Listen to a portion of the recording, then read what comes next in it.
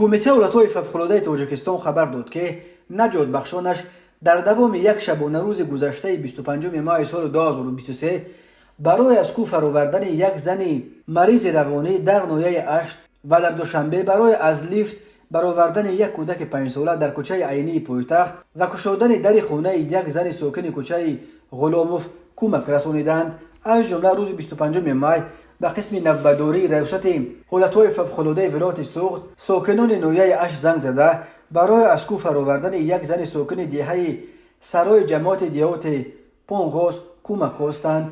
این زن 43 ساله گرفتار بیماری روحی بوده روز 23 ماه از خانه برآمده است و دیگر برنگشته است.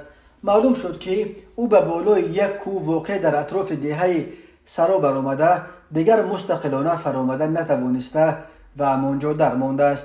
نجات بخشان و طبیبان از ریاست حالتهای فوق‌العاده ولایت سوخت به جای حادثه آمده با کمک تجهیزات‌های کوهنوردی به کوه برآمدند و با سخنان نرم زن مریض را به فرآمدن مایل کردند. سپس زن را با ارغمچین بسته با احتیاط به پای آن فرآوردند و به دست خویشاوندانش سپردند. شام 25 ماه ساعت 18:25 به قسم نوبداری کمیته ولایت‌های فوق‌العاده یک زن ساکن بنای رقم 55 کوچه عینی شهر دوشنبه زنگ زده خبر داد که پسر 5 ساله‌اش در درون لیفت درمانده است. نجات بخشان از ریاست ولایت‌های فوق‌العاده شهر دوشنبه به جای حادثه رفته در مدت 15 دقیقه توانستند در لیفت را با کمک تجهیزات هیدرولیکی نجاتی در حالت صدمه ها بکشایند و کودک را بیرون بیارند. گفته می شود که کودک به کمک طبی احتیاج نداشت. همین طور یک زن ساکن بنای رقم 17 از کوچه اسدالله غلاموف برای گشودن در خانه‌اش که قلفش ناگهان از کار برآمده بود کمک خواسته است. نجات بخشان از ریاست ولایت‌های فوق‌العاده شهر دوشنبه به جای حادثه رفته با کمک تجهیزات خراطی در خانه این زن را بدون یگان آسیب گشوده دادند.